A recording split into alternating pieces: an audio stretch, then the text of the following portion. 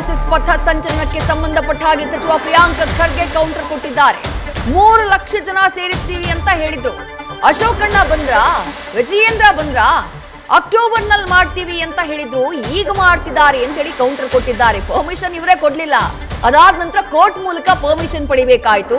ಅಷ್ಟರ ಮೇಲೂ ಕೂಡ ತಮ್ಮ ಸ್ವಕ್ಷೇತ್ರ ಚಿತ್ತಾಪುರದಲ್ಲಿ ಆರ್ಎಸ್ಎಸ್ ಮಾಡ್ತಾ ಇರೋ ಪಥ ಸಂಚಲನಕ್ಕೆ ಪ್ರಿಯಾಂಕ್ ಖರ್ಗೆ ಈ ರೀತಿಯಾಗಿ ಕೌಂಟರ್ ಕೊಡುವ ಪ್ರಯತ್ನ ಮಾಡಿದ್ದಾರೆ. ನಿಮ್ಗೆಲ್ಲ ವಿತ್ ಡಾಕ್ಯುಮೆಂಟ್ಸ್ ಕೊಡ್ತೀನಿ ನಾನು. ಸೊ ಅವ್ರ ಪಥ ಸಂಚಲನ ಮಾಡ್ಲಿ. Everybody is free to do it. Seek permission, follow the rule of the land. ಏನಾಯ್ತ್ರಿ? 3 ಲಕ್ಷ ಜನ ಸೇರಿಸ್ತೀನಿ ಅಂದಿದ್ರಲ್ಲ, ಎಷ್ಟು ಜನ ಬಂದ್ರಿ? ಈಗ 300. ಅಶೋಕಣ್ಣ ಬಂದ್ರ? ಅಶೋಕಣ್ಣ ಬರ್ತೀನಿ ಅಂದಿದ್ರಲ್ಲ. ನಿಮ್ಮ ವಿಜೇಂದ್ರ ಅವ್ರು ಬಂದ್ರ? ಅವ್ರು ಬಿಡಿ, ಕಲಬುರ್ಗಿದಿಂದ ಹೋದ್ರ ಯಾರನ?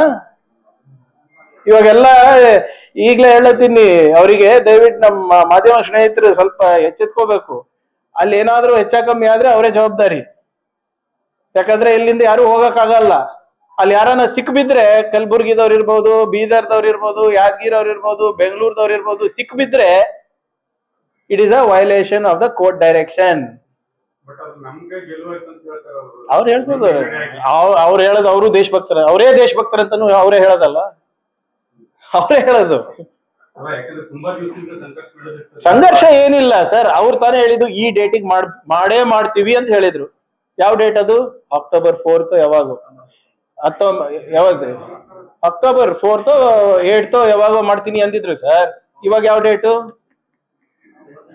ಈಗ ಯಾವ ಡೇಟು? ನವೆಂಬರ್ 16.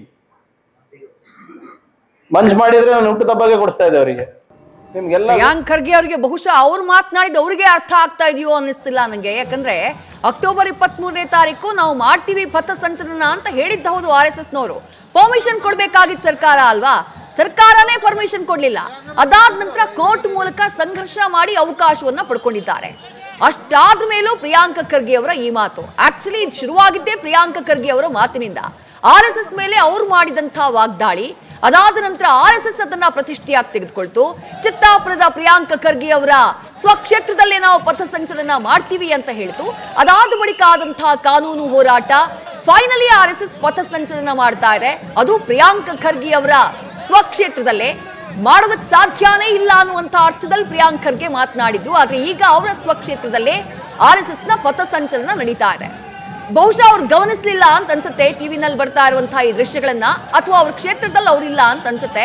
3 ಲಕ್ಷ ಜನ ಸೇರ್ತೀವಿ ಅಂದಿದ್ರು, ಈಗ ಎಷ್ಟು ಜನ? 300 ಜನ ಮಾತ್ರ ಅಂತ ಕಿಂಡಲ್ ಮಾಡಿದ್ರು ಸಚಿವರು.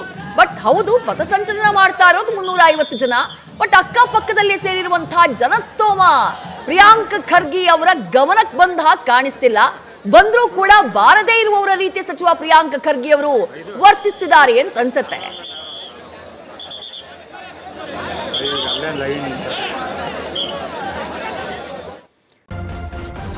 ನ್ಯೂಸ್ ಫಸ್ಟ್, ನಿರ್ಭೀತಿಯಿಂದ ನಿಮ್ಮ ಪರವಾಗಿ.